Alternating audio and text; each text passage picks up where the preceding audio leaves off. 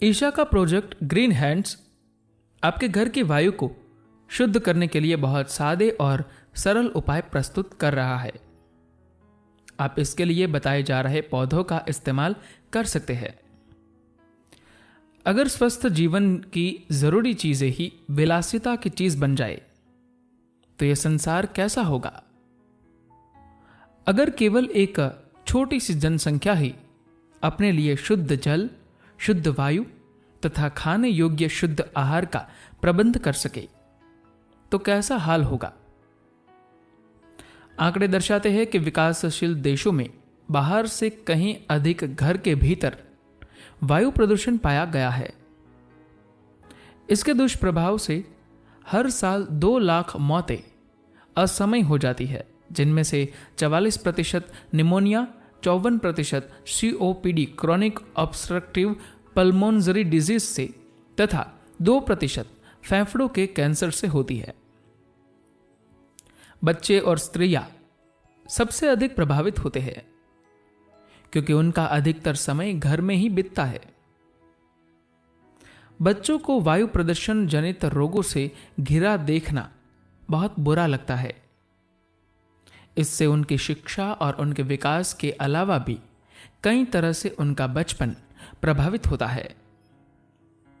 इन परिस्थितियों के बावजूद इस नुकसान की भरपाई का एक आसान तरीका भी हो सकता है। कमल मित्तल ने दिल्ली IIT ऊर्जा व संसाधन संस्थान तथा नासा से मिले शोधों के अनुसार पता लगाया है कि 3 ऐसे सामान्य पौधे हैं जो हमें स्वस्थ रखने के लिए ताजी हवा देते हैं, जैसे areca palm, mother in law tongue और मनी प्लांट। एरेका पाम प्रति व्यक्ति 4 पौधों की आवश्यकता होगी।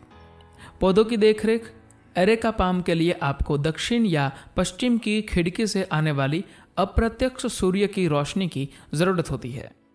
सूर्य की रोशनी सीधे मिलने पर इसके पत्ते थोड़े पीले पड़ जाते हैं। नम मिट्टी का प्रयोग करें और सतह के थोड़े नीचे मिट्टी के सूखते ही पौधे को पानी दें। इस पौधे को ज्यादा पानी देने से नुकसान हो सकता है। मदर इन लॉ टंग प्रति व्यक्ति पौधे 6 से 8। पौधे की ऊंचाई कमर की जितनी होनी चाहिए। पौधों की देखरेख विभिन्न तापमानों के अनुकूल है।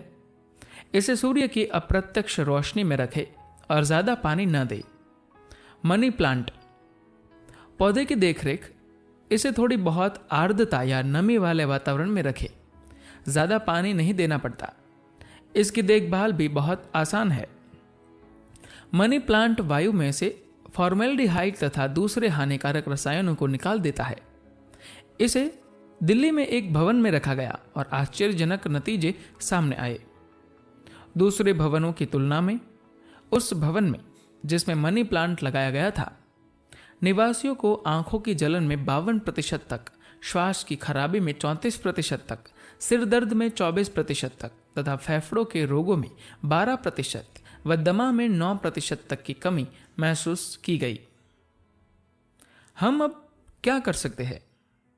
अगर आप पहली बार पौधे लगाने जा रहे हैं तो पहले सब में से एक पौधे से आरंभ करें और फिर धीरे धीरे उनकी संख्या प्रति व्यक्ति के हिसाब से बढ़ाएं।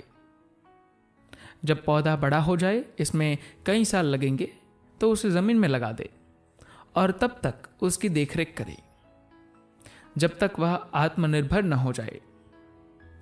इस तरह हम अपने निजी लक्ष्यों व पर्यावरणीय लक्ष्यों के बीच सामंजस्य बैठा सकते हैं। धन्यवाद।